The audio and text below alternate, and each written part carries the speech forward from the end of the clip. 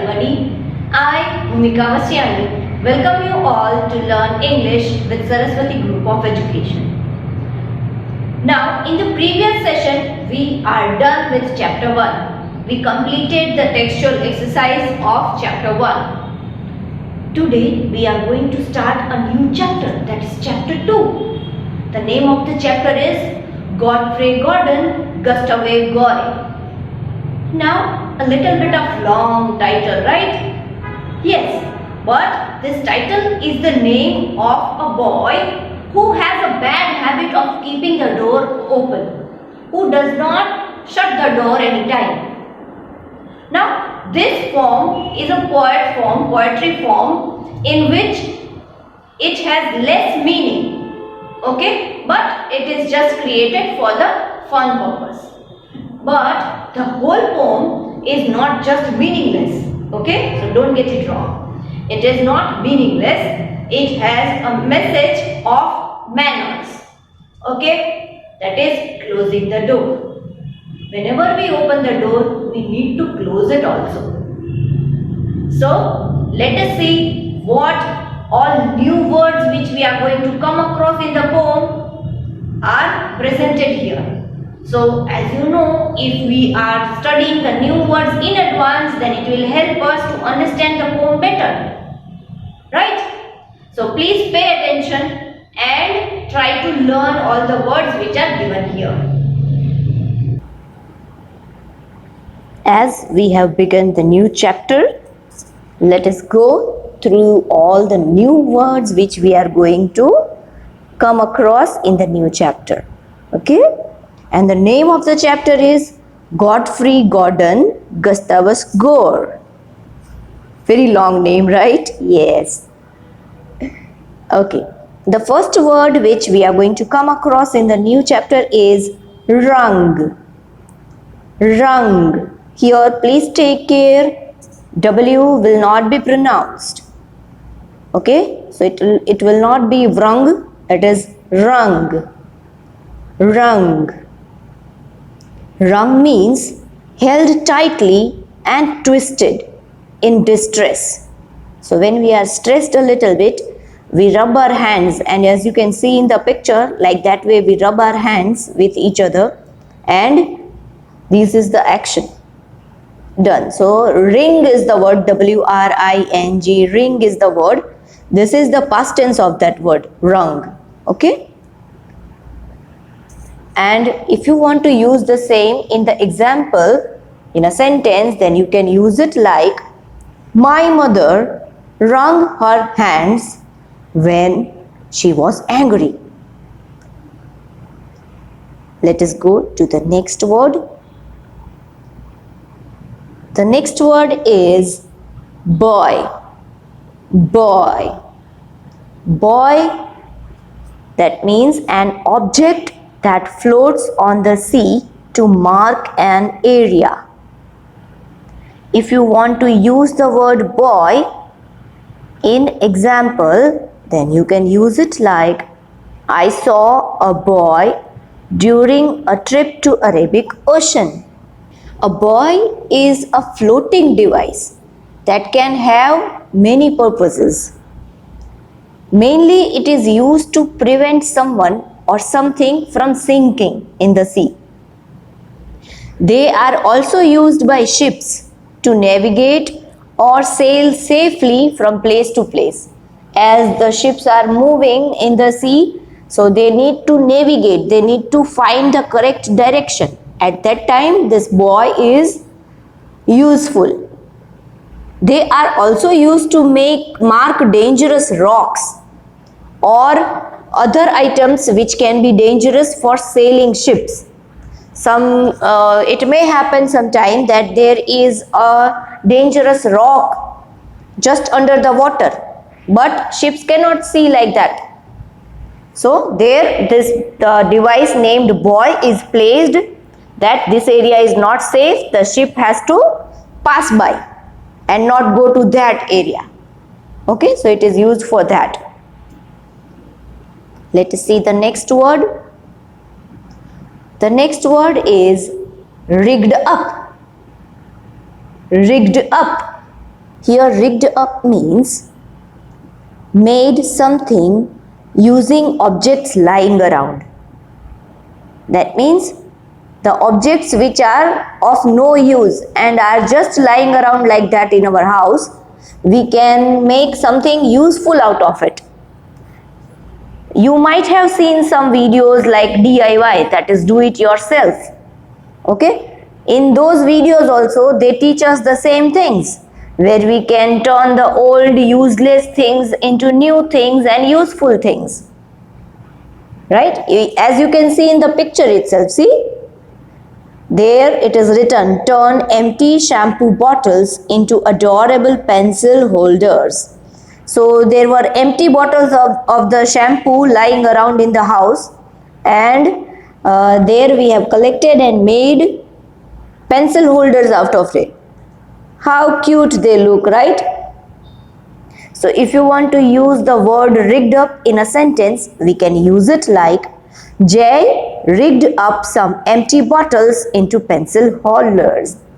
Okay, that means Jay collected some empty bottles and made pencil holders up. The next word is shutter. Shutter. Here shutter means a large boat. Okay, and if you want to use the word shutter in a sentence, you can use it like, Godfrey's parents made a shutter with big wooden boards. That means Godfrey's parents made a large boat using big wooden boards. Let us go to the next word. Penance. Penance. Penance means punishment. As you can see in the picture, a lady is seriously talking with a child something regarding the punishment, that if you do this, you will have this punishment. The expressions are like that, right? If you want to use the word penance in a sentence, you can use it like, the parents set penance at times to explain the importance of discipline. So if the parents want to explain the importance of discipline to their child, they sometimes set the task that if you do not do this, you are going to face this consequence, or you are going to have this time.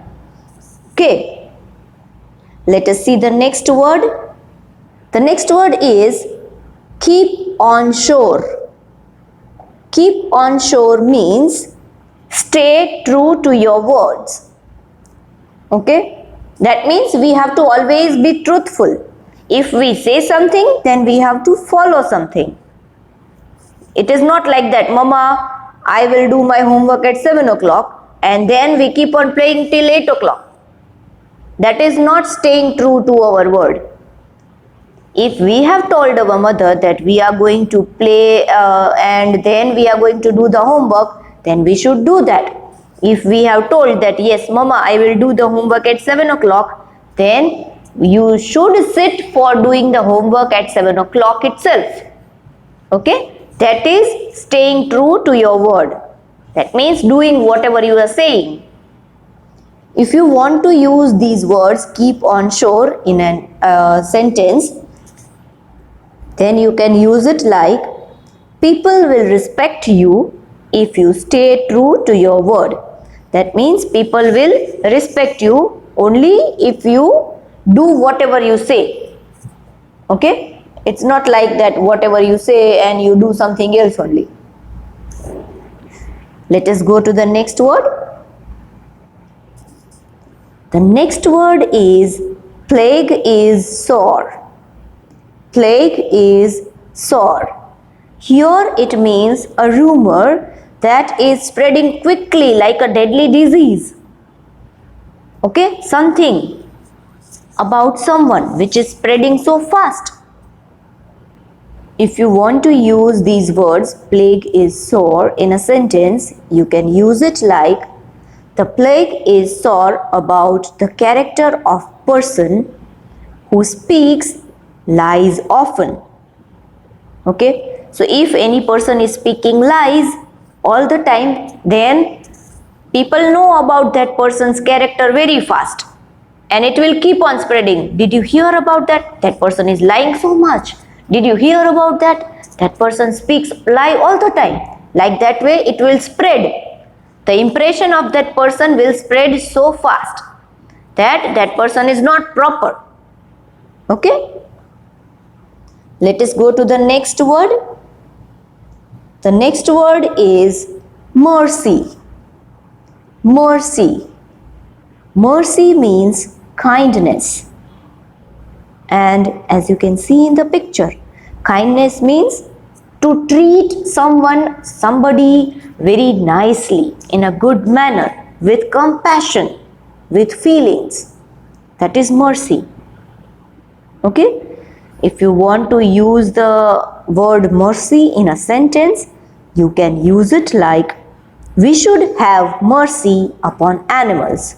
That means we should treat the animals with care, kindness, love and feelings.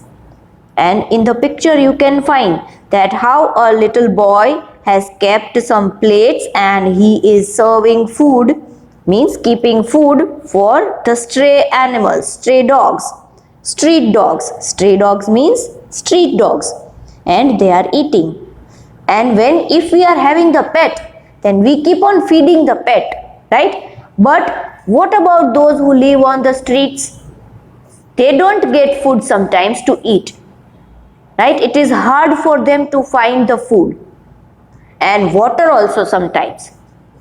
So this boy thought about them, and he is serving the food to the stray dogs for feeding them so that they can get food and eat. As you can see, the dogs, they are not the pet dogs whom we keep clean and take care of. They are living on streets only. Sometimes they don't get shelter also, they don't get roof also to save themselves from heat or rain or cold. Okay? So mercy means kindness. We should be kind towards these type of animals. And we should be even treating with kindness to some other people also. Okay? It is not only for animals. We should treat people also with kindness. Sometimes when we pass by the road, at times we find that some young children are begging or they have torn clothes. At that time we should help them. If they come to us for help, we should help them. Okay? So please keep all these things in your mind. And these all words we are going to come across in the new chapter. So you have to learn them. Revise all the words. If needed, you can watch this vocabulary video once again so that all the words are settled in your mind. You grasp them very quickly.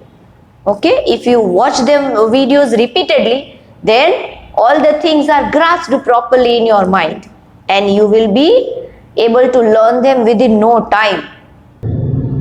Along with this video lecture, you are going to get a worksheet in which a question will be given. Question number 1 will be based upon match the following. Now in part A, all the words which we have learned throughout the session will be written. And in part B, all the meanings of the words will be written, but they will be jumbled. And what you have to do is, you have to write and find out and identify the correct meaning of the words given and write it in front of them. This is the same kind of exercise which we have already done in chapter number 1. Okay? Finding the meanings of the correct words. Now there are two ways of doing the worksheet. If you are going to do the worksheet taking a printout, you can take it and write the answers in the printout itself, as I have given space in the worksheet. But if you are going to do the worksheet in your book, then you are supposed to do it in your rough book. Okay, copy the worksheet in your rough book and then you can write it. but just take care that do not do spelling errors. Okay, take care of it. See you in the next lecture.